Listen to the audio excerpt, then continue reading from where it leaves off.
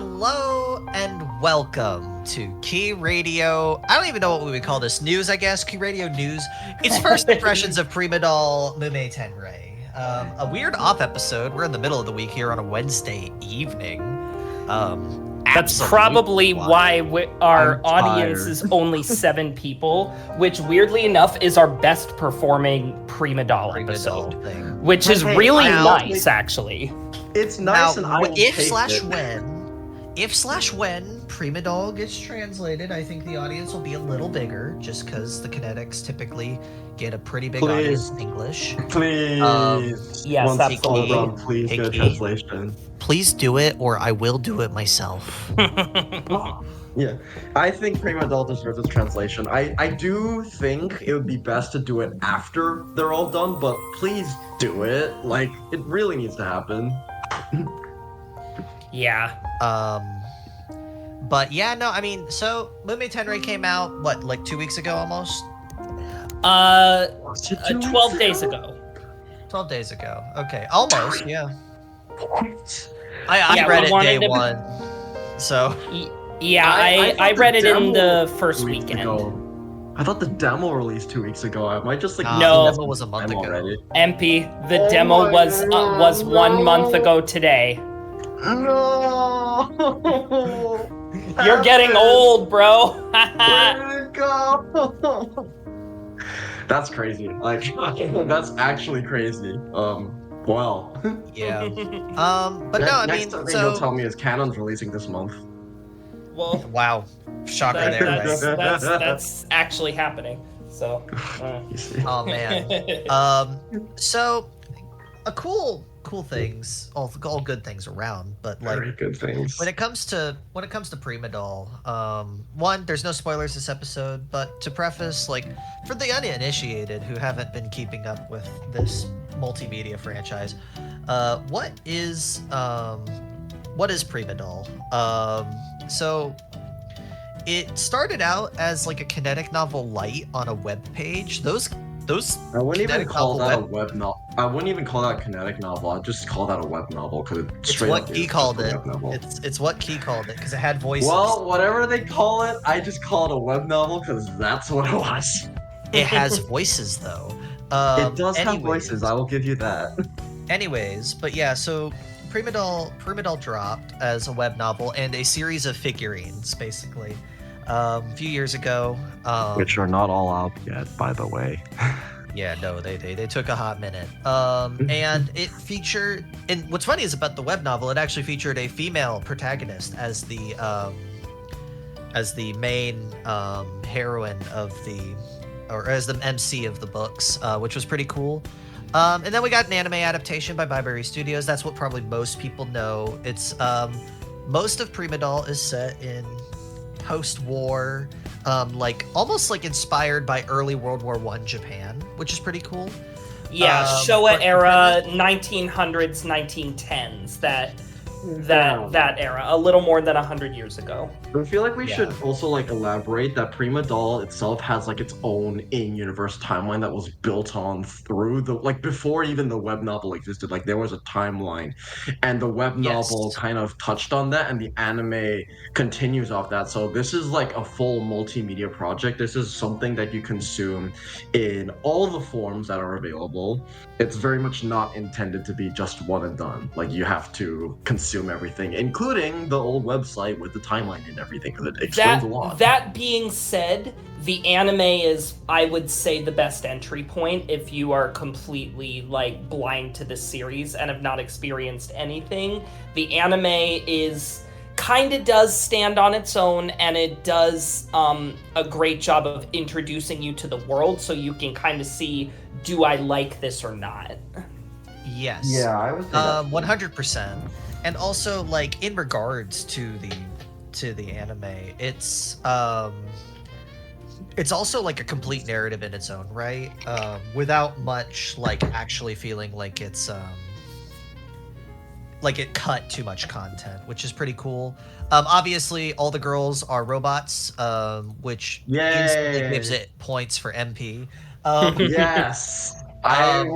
When this got announced, I was living. I was like, yes, finally. And the biggest thing about Prima Doll is, in general, the rule of thumb is that it's kind of notably more moe than your average. It's very moe. And that's in the sense that is kind of the main. It's kind of like it is kind of just like a moe or like a moe anime for the most part, until it hits like the very obvious key isms that it does.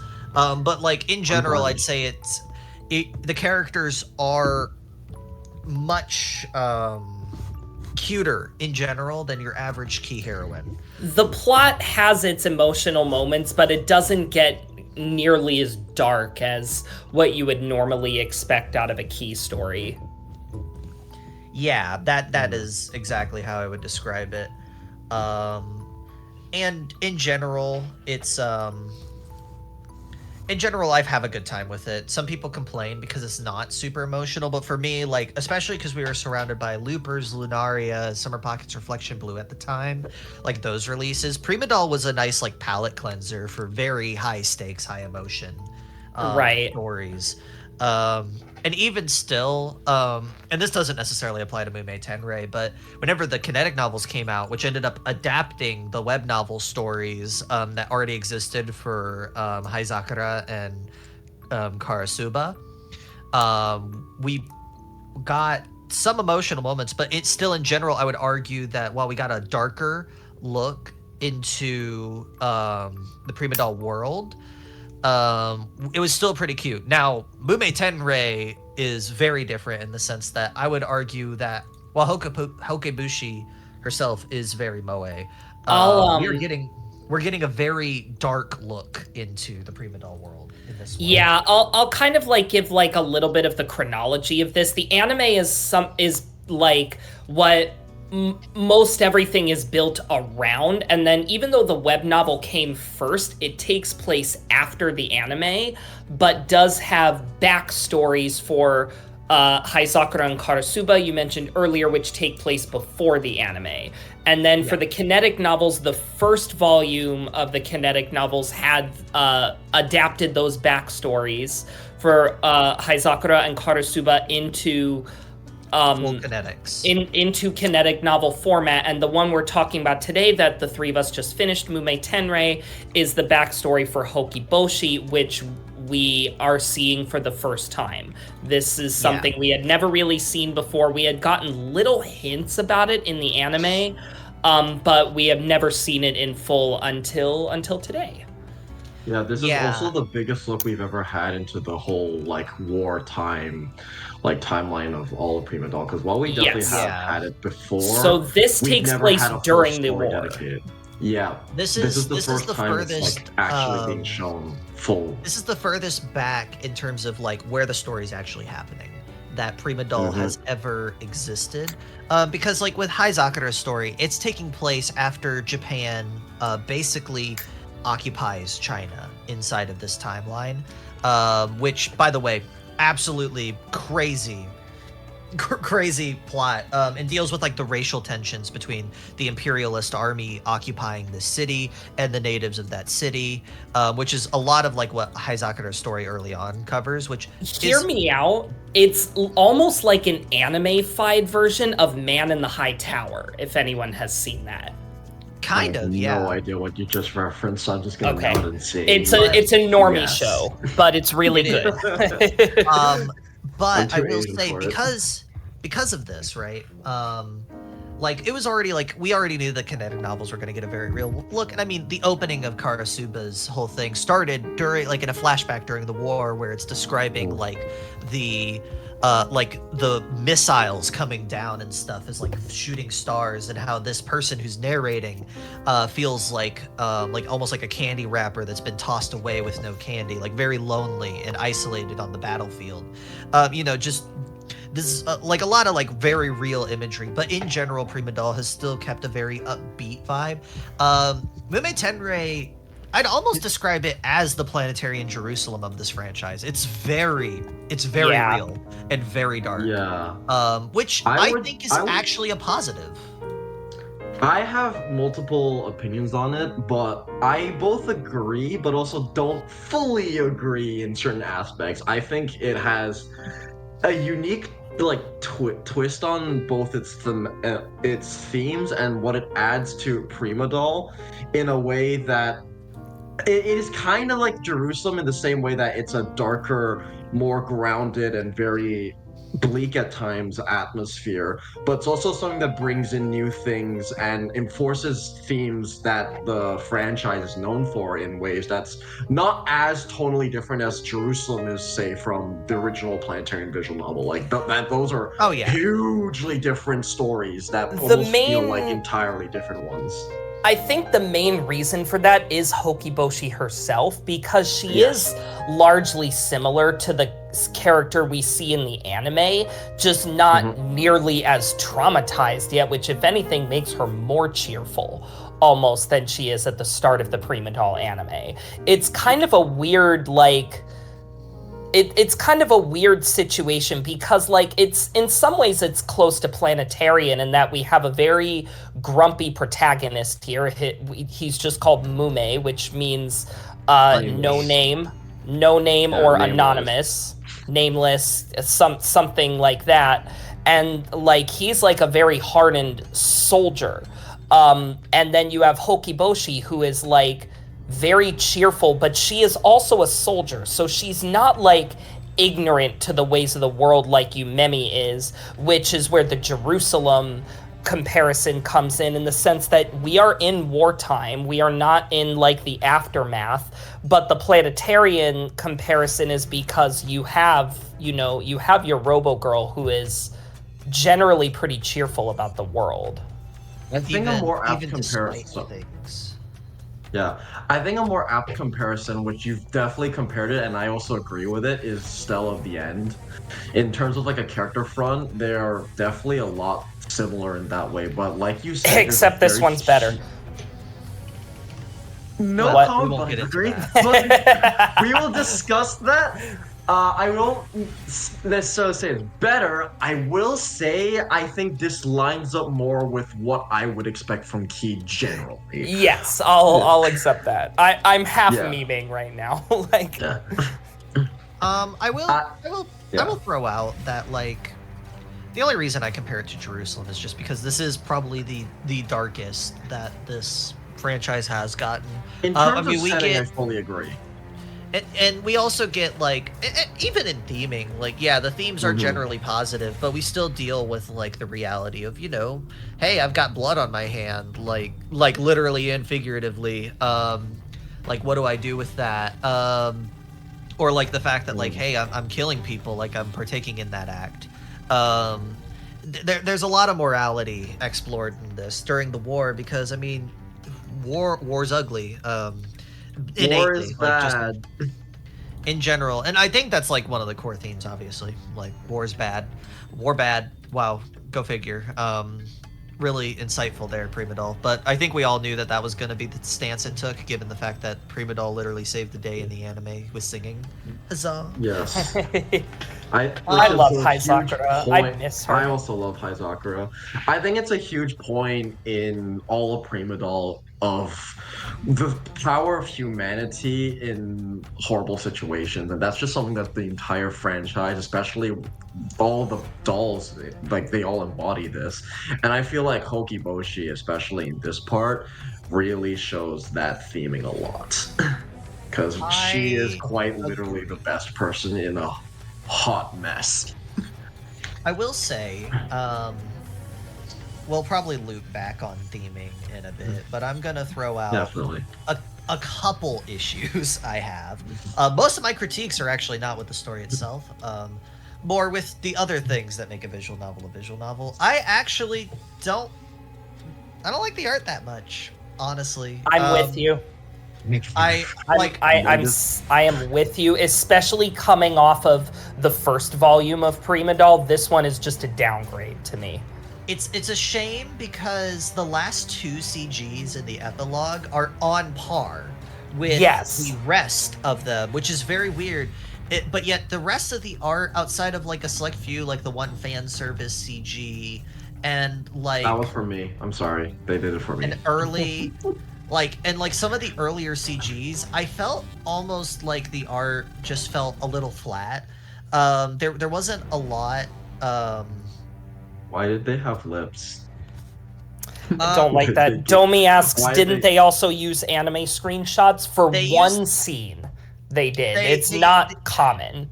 It's not common, and sometimes they play clips from the anime, but that's in both releases of Prima Doll. Yeah, that's not like this.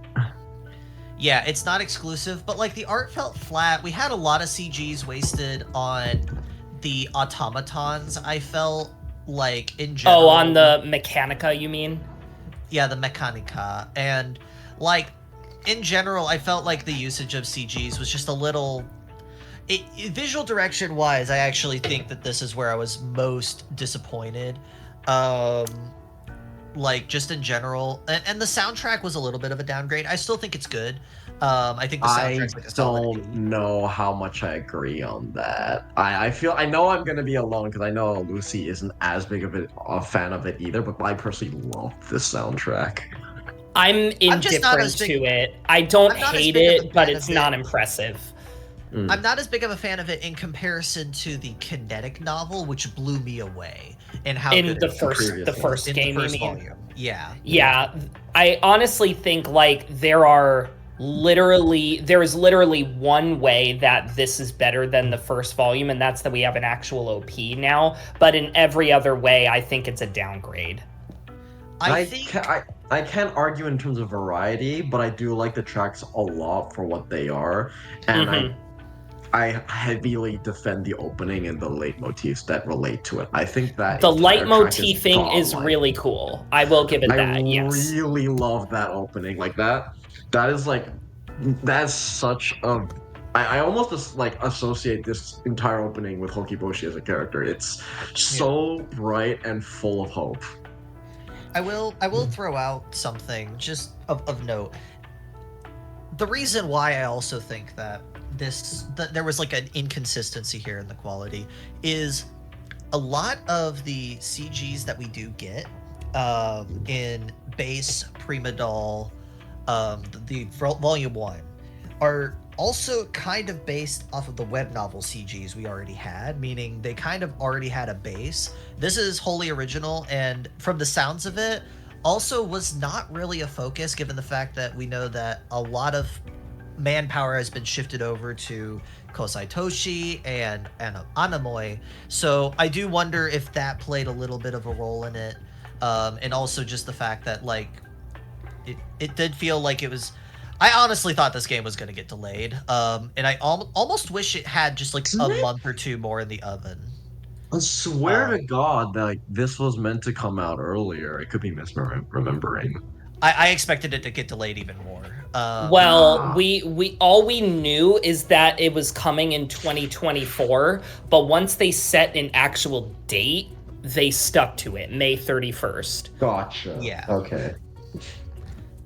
So in general, that's part of my disappointment. Now I'm playing the music right now, and the music is fine. It is inoffensive for me. I think the leitmotifing's pretty strong. In fact, I will say audio direction-wise, I have no qualms.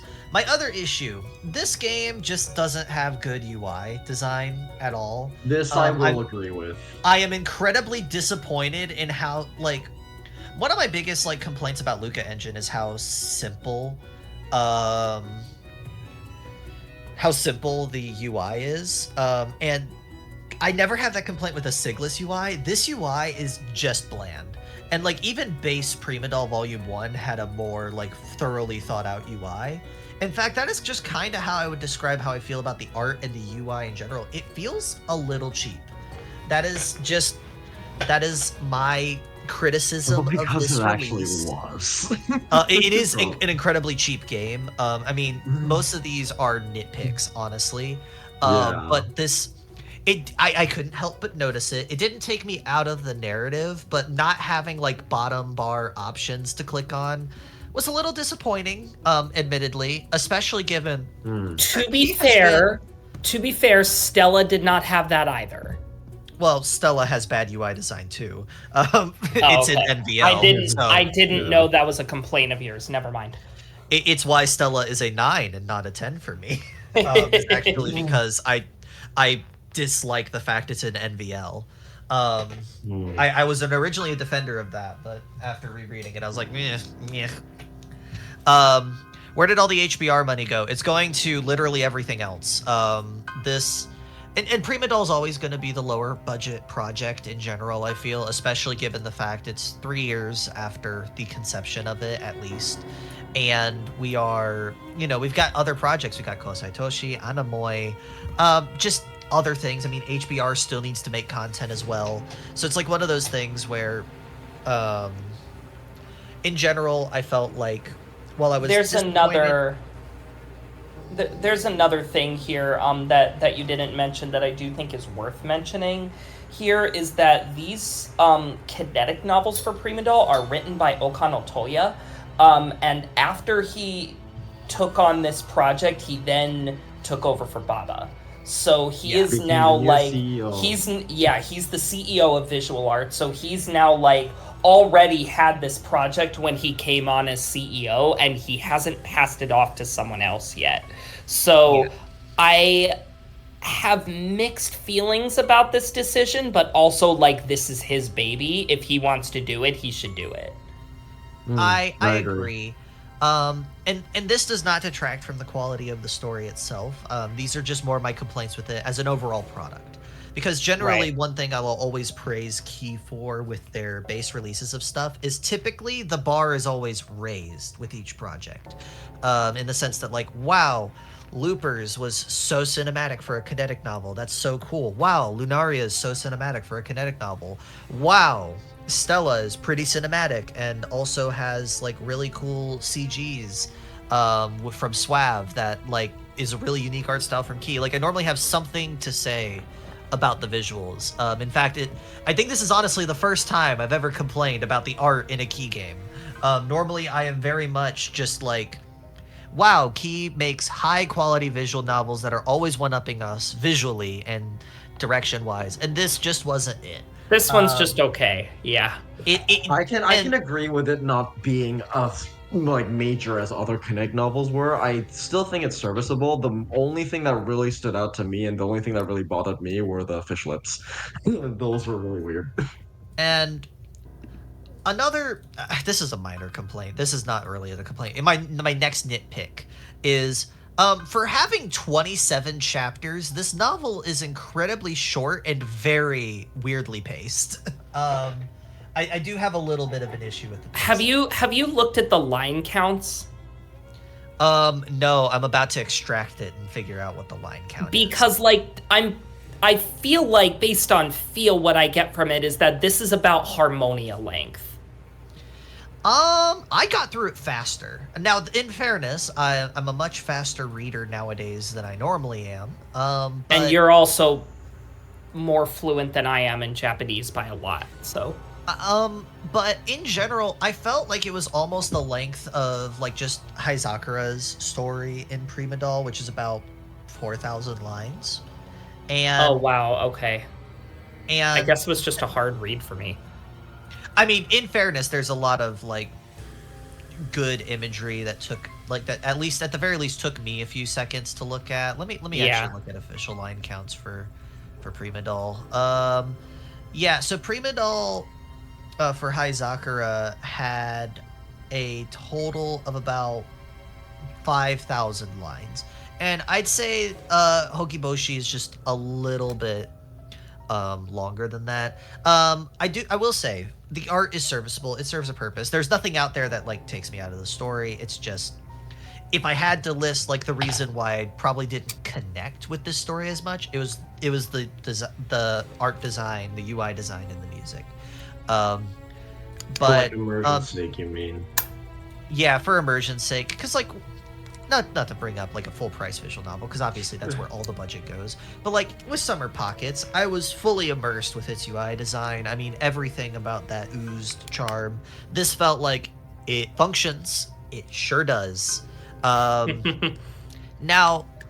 that being said, all of those do not detract from the fact that this is still a very good entry in Prima Doll. I'd say like thematically, it is very strong. Outside of like my own personal pacing issues, I think that this is a wonderful exploration into kind of how Hokiboshi became like how she is today. The other thing it explores that we didn't really talk about, that I do really like, probably my favorite thing about Mumei Tenrei, is that it explores how the automata dolls actually work, like how their hardware and their software works. Which is just like never explored anywhere else in Prima Doll. And like normally I complain about that kind of stuff in Keith's robot stories, but here I think it's fitting because of how it actually really fits in with the plot, and also this is not an entry point into Prima Doll. I already care about these characters, so learning about how they work after the fact is kind of nice. Like there are little things where like Hokiboshi can't swim. Automata dolls can't swim because like even if their software is like a modern robot, things like carbon fiber bodies don't work. These dolls are like really heavy. It's just very like, heavy. Oh, I didn't think of that, but it makes perfect sense given the time period, you know? You also have to remember, these guys technically run off of, like, steam and coal, basically. Yeah. Like, initially. Nowadays, they run off of, like, around the time that we see Hokiboshi, right? They're running off of, like, you know, they can eat and convert it into fuel and stuff. That's fine. Hokiboshi still uses the backpack. Yeah, she hypothetically can drink petrol. You can feed her petrol. Yep. Right, true. So, but yeah, like these are, and this is where I've always brought it up. Prima Doll is not post-apocalyptic modern-day fiction. It is an alternate timeline in which we have steampunk Imperial Japan, which is a wild way to describe it, but it makes Prima Doll one of the most unique settings in Key. Because these robots are not like, it's not like You Made Me, where it's like, I got a battery and I can recharge. They're like, I'm running off of gas, coal, and petrol. Like, gas, I gotta step on the gas. I'm sorry. I had to do it. You said gas and something activated my brain. But yeah, it's one of those things where, no, I agree. I like it. The world building in this is honestly like some of the nicest stuff we've gotten from Prima Doll in a while. For me, for me in Mumei Tenrei, I think the world building is better than the plot. I agree, because I'll actually bring this up. Don't go into Mumei Tenrei for the main character. Mumei is about as anonymous as his personality at times. I disagree, but I can't really talk too much about it without spoilers. I'm honestly on the opposite end of this. I really liked Mumei as a main character. Not because I connected with him, like, on a personal level. I think he works in a very different way that I can't really elaborate too much. But I will after you finish your point. I understand his role. I will say him being his name being Mumei, not even his actual name. Like that's literally just like the unnamed soldier. Mumei Tenrei literally means that, the unnamed soldier. It actually has multiple meanings, though. That's the thing, and something that's very interesting. He has an official translation for the name. It's on the back of the box. Let me grab it real quick. Ooh, there is an official translation. Lucci walking through the apartment. That's actually what's happening right now. Ceremony of the Unknown. Ceremony of the Unknown. Interesting. Okay. Interesting. Because that's an interesting thing, is that Mumei Tenrei can be translated and interpreted in very, very many ways, or language. Yeah. But I feel like that's totally intentional, because depending on how far you read it, you can even predict certain things about what this story is about in regards to this story. It's very interesting, and I highly recommend giving a dictionary and just taking a look. My biggest thing with Mumei as a main character, and this is more like my own personal preference, is I was not super attached to him, only because like, and it's because of the plot that like he had to serve.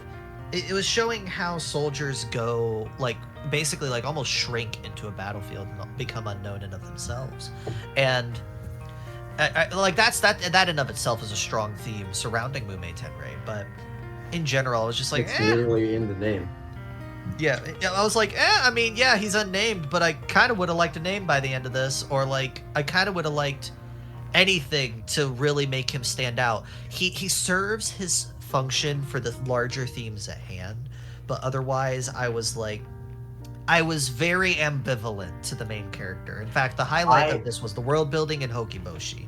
To be fair, there is a reason he is nameless. Like, I can say this much because this is introduced in, like, the second chapter, but he's on a secret mission of some kind. We can't say what that mission is because that is a plot spoiler, but he literally is not allowed to give out his name because it's an order from his superior. Yeah.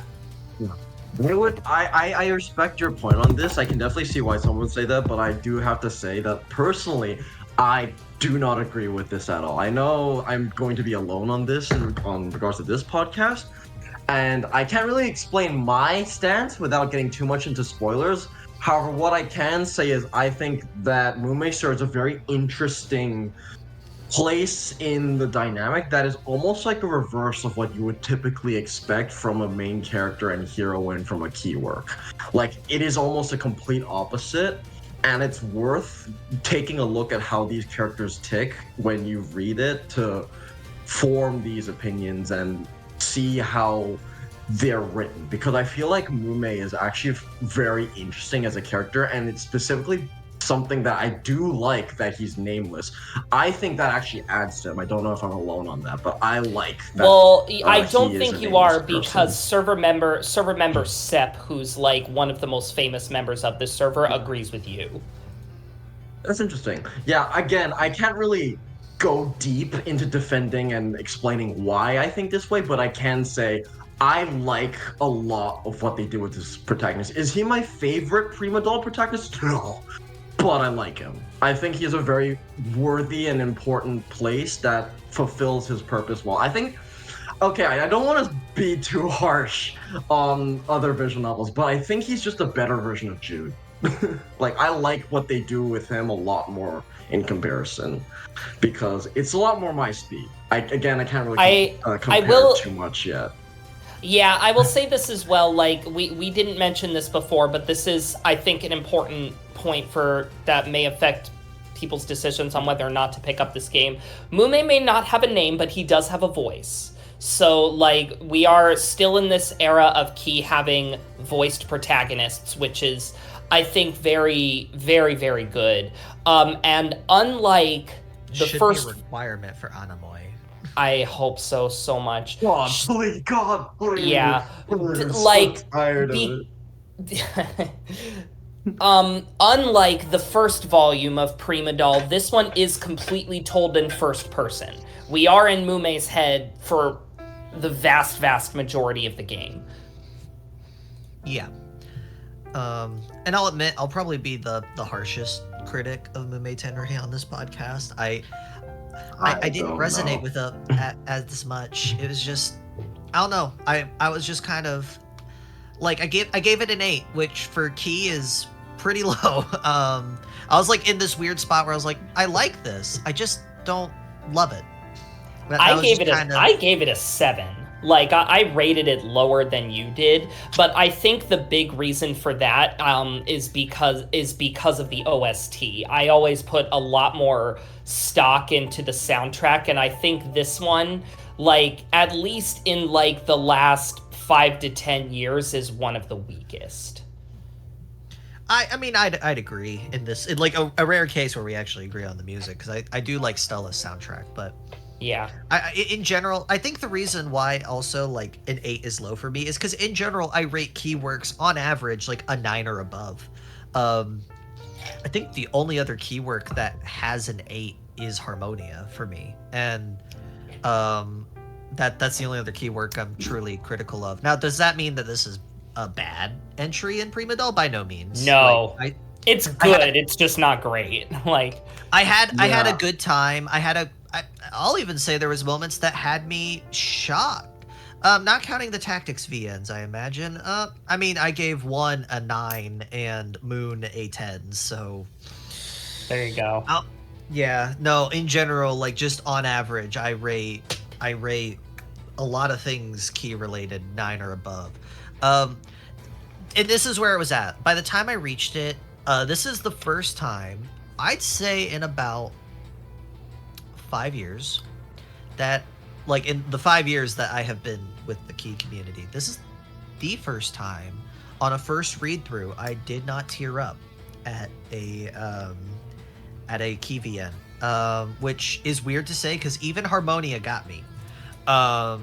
So I was like, I just was there, and I was just like, man, I didn't cry. I mean, I feel good by the end of it, but I didn't. I liked it. I just didn't love it. That was just kind of where that's my thoughts on Mumei Tenrei in general. If someone asked, I'd be like, it's good. It's worth a read. Like, please do read it. But just don't start with it.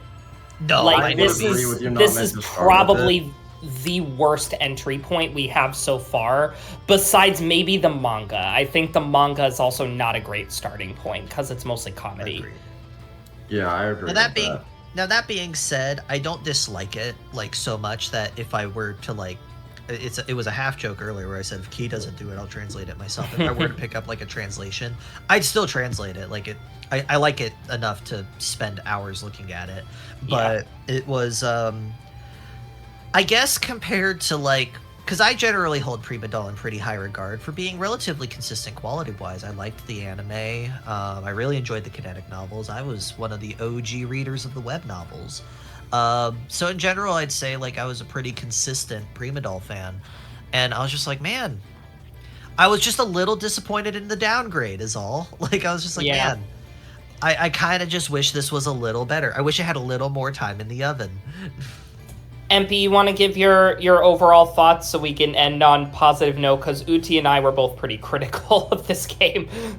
Yes, so I have a lot to say because I'm just gonna say, based on my experiences, I just do not have this like view and viewpoint at all. Like, I would actually say this is one of my favorite entries in Prima Doll as a whole. Like, wow. Yes, I wouldn't say it's like purely standalone. Like, I fully agree in that you very much need prior context, especially when it comes to the anime specifically, because Hokiboshi is a very like important character. Like, some of her most important character moments are in the anime, knowing the story that she ends up in, the fact that she has been with so many soldiers during the war. However, while I do think this game is relatively slow, I would actually say some of its most powerful moments are some of the most powerful moments in all of Prima Doll. Again, the issue with this is I can't really explain my point why, but I think a lot of character building is regarded in terms of Mumei as a main character, and Hokiboshi almost acts less of the main heroine, almost like a supporting role similar to that of Yumemi, which is pretty fitting considering Hokiboshi is supposed to be a homage to Planetarian. I would say out of all like of the Prima Doll characters except maybe Haizakura, she is the closest in her purpose and character to Yumemi. I've said this during my read through, but I feel like if Yumemi is the type of person who shares stories of the stars and people, Hokiboshi is the type of star that the stories should be shared of. I feel like her character is simple, effective, but also very important, especially in Mumei Tenrei as a whole. This is a story about nameless soldiers, and in this horrible war, there's one shining star who remembers each and every single friend she made along the way. And I feel like that is a very important thing, because one of the biggest things about Mumei Tenrei for me is the warmth of humanity and individuality, even in spite of the war. The reason the main character is nameless is intentional. He is a soldier. There are thousands and thousands of soldiers. However, even then, this main character has his own story to tell. He has his own motives. He has his own struggles, and he has his own stance in the war as a soldier that not everyone shares. Like, he and Hokiboshi have very different personalities and different ways of seeing this war, despite being both soldiers. And I think that's a very important aspect, is that these are people. They might not be remembered. They might all be nameless soldiers to most, but they're people. They all have their own individual stories and their own individual tales, almost like their own individual quote-unquote roots that they're going through. And I feel like that's a very important thing about Mumei Tenrei, is to remember what the warmth of humanity is, because there is a journey in a lot of these characters. And while it's not the most exciting, following it really did tug at my heartstrings. And I will say the climax is not the most emotional moment of the story for me. This is kind of like where this happened before in a keyword for me. It's like the most emotional moment for me happens about 3/4 into the visual novel, as opposed to the climax. But I personally was emotionally hit, and I really liked that moment because it adds a lot to this pathos of the cast in a way that you just would not expect from the beginning. And I feel like that in kind of introspective writing is something that Prima Doll doesn't really do with its main characters. It's very much interesting that it's specifically Mumei Tenrei that does it. Karasuba is probably the closest one who has this amount of change in their main character. Like, I do think Lilia has an arc, but in terms of like the sheer amount of change from a core person, Mumei has one of the most there's a very interesting journey here, and I think it's worth taking a look at. That's my stance on it. I personally rank it a 9. I don't know if I would say it is better than most of Prima Doll, and I would say that it is very reliant on your enjoyment of Prima Doll as a franchise. However, I personally think it was a lot of fun, and I enjoyed it a lot. I indeed cried, by the way. I can definitely say Empy might be alone in this take on this particular episode, but like just from watching the community, he is not alone. The community is pretty split between mine and Uti's take and Empy's. But there is like, it's just so happens that there's 2 of us and 1 of him. And so was I. The reception was it wasn't 50-50.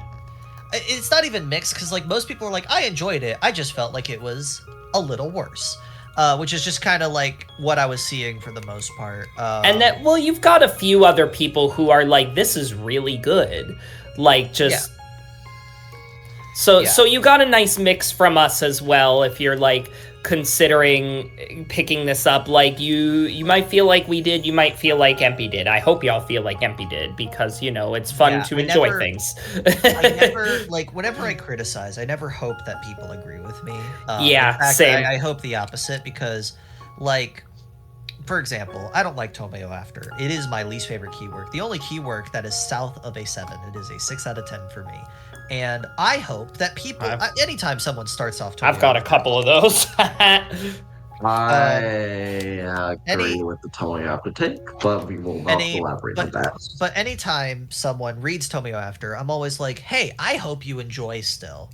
Because I'm not one of those people that would rather... I don't want to not enjoy something, and then like, if I don't enjoy something, I still want people to get a better time out of it than I do, because that's the point of art, right? Is to enjoy it. I might not enjoy a particular piece of art as much as the others, but that's okay. And everyone has their own opinion. And ultimately, I hope, if/when Mumei Tenrei gets translated, that y'all come out of this with Man-Pig's view on it. And who knows, I might, because this came out during like a really rough like week of time for me, just in general. So like, I might have just been cynical. I'll maybe revisit this in like a year and be like, I liked this a lot more than I thought I did. But I think it's worth having a spoiler-full discussion one day, but probably not today, because there's a lot to talk about. Generally, we will do those kinds of things when we do book clubs for the works, which means when we get a translation, you will hear our spoilery thoughts on it. One day. Yeah. And I will say, when it comes to Mumei Tenrei, I was not underwhelmed. I was just whelmed. That would be kind of it. It was a whelming experience, all right. It is one of the key stories ever. Like, And this might be my own Prima Doll fatigue, just because I did kind of binge like the entirety of the rest of the content surrounding Prima Doll prior to Mumei Tenrei, like just to have it all fresh in my memory. But like in general, I was just like, this is okay. This is your first Prima Doll related episode of Key Radio, Uti. You've just like somehow like we've missed you on all of the other ones. Like I did them all with Empy.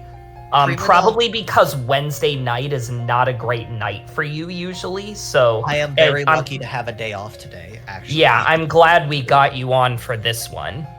I will say, like, just as a flash round of Prima Doll content out of 10, basically. Like, web novel I give a 9, anime I gave a 9.5. I really like the anime. In fact, I think it's like the best Key anime original, period. Same! I agree with that.